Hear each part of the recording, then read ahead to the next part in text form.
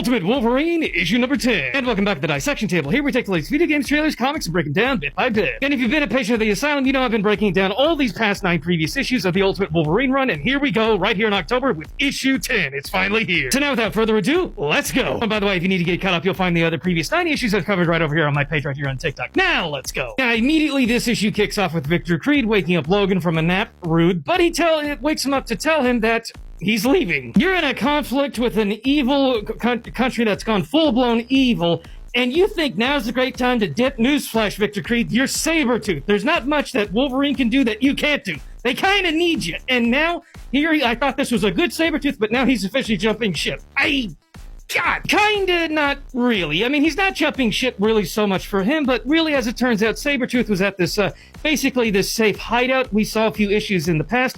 He was working for the resistance against the Eurasian Republic as a means of making sure that mutants that were trying to flee from the Eurasian Republic managed to get out of the country or otherwise join the ranks of the resistance, basically the good guy group, basically kind of the X-Men, kind of not really. But yeah, Sabertooth was at one of these key locations helping mutants just get the hell out of Dodge. But amongst the mutants he helped, one of them was Leech, and this other mutant, very well known, I can't remember the name off the top of my head, but one of them was Leech, and this other mutant, and Sabertooth was like, yeah, I want to leave because I want to help these two out. Sabertooth knows that he kind of needs to, like, sweeten the deal, so to speak, because he needs Wolverine to basically run cover for him when he tries to take Leech and this other mutant and get the hell out of Dodge. But to sweeten the deal, Sabertooth is like, remember that deal I made with you and I kind of failed to deliver? You know, basically the promise was if Wolverine ever got taken captured or vice versa, they would eliminate the other because they both know they're incredibly dangerous if they get turned into weapons, much like how Wolverine got turned into the Winter Soldier. But anyway, back to the point. That promise to eliminate the other if they got taken captured, kind of difficult considering Wolverine and Sabertooth, they got healing factors. But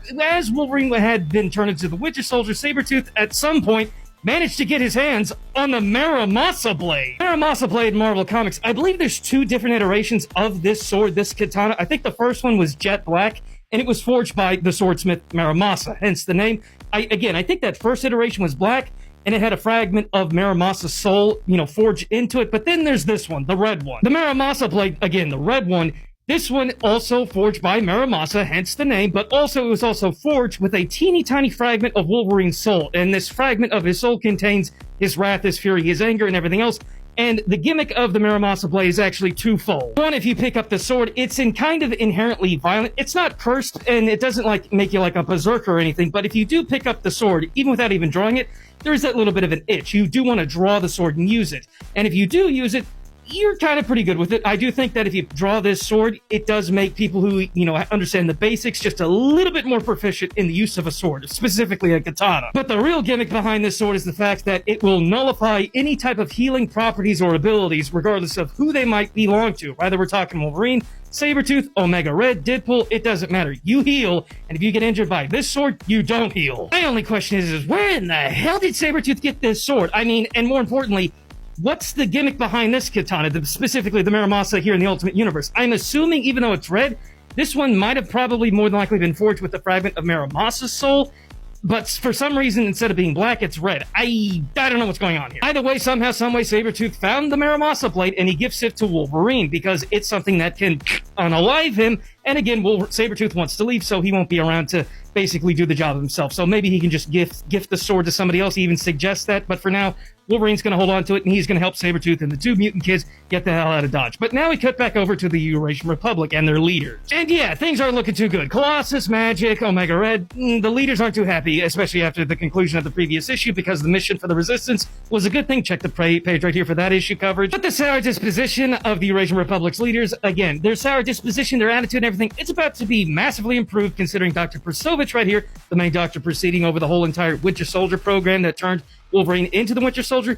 She shows up and she's got good news, because they've got a report from 3 Sentinels they dispatched to survey the whole entire country area, and they found something kind of interesting. On the countryside of the Eurasian Republic, these 3 Sentinels basically came back and reported that this whole entire little spot right here, there's nothing there. But according to Dr. Persovich, after dispatching analog old hat technology, they discovered that this power plant that shouldn't be there is still there and still standing. In other words, more than likely, this is where the resistance is held up. This is their HQ. At first, they're kind of suspecting like there's like a little banter between Dr. Persovich and Omega Red, and Omega Red kind of like knows like the history of the power plant. He's like, yeah, it's been abandoned for a long time. Even if it doesn't show up, why wouldn't they want to hide it? It's a power plant. You don't want anybody going over there. But moving on. A little more dialogue. They even theorized maybe there was a mutant who absorbed the radiation and blah, blah, blah, blah, blah. Kind of masked the signature. More than likely, it was actually Legion who has been using his technological powers this time around.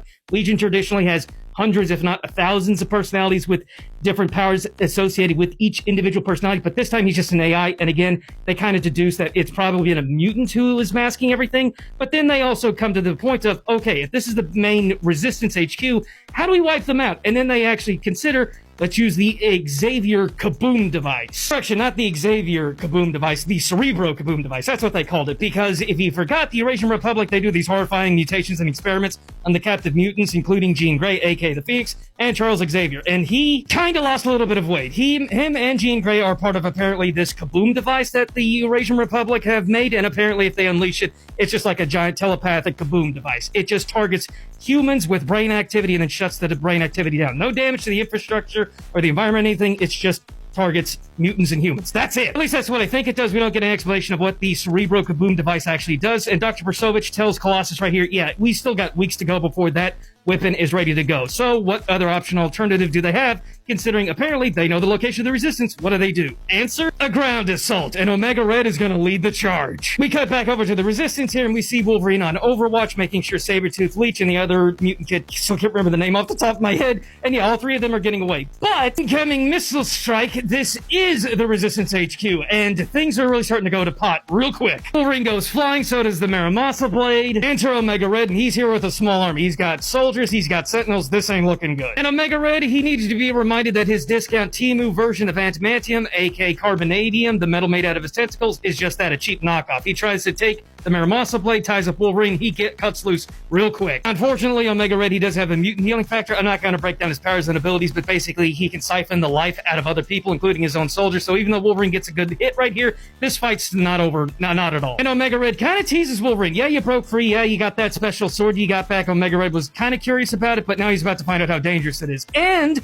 more importantly, he teased Wolverine like, your friends abandoned you when we struck.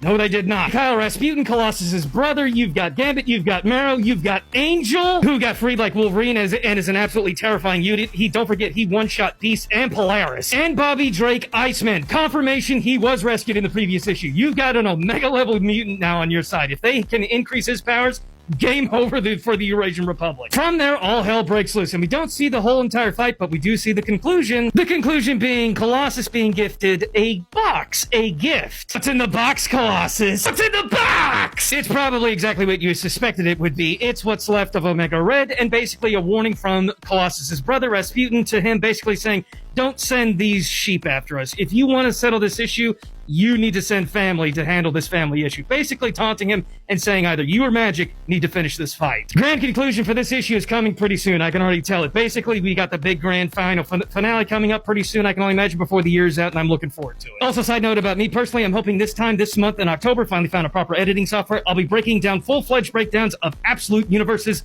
Wonder Woman, and Absolute Superman. So yeah, more breakdowns coming. Hopefully those breakdowns will be on the YouTube Asylum, but hopefully y'all enjoyed Ultimate Wolverine. If you did, please make sure to give me a follow, like, and a comment right over here, and I hope to see y'all in the next one.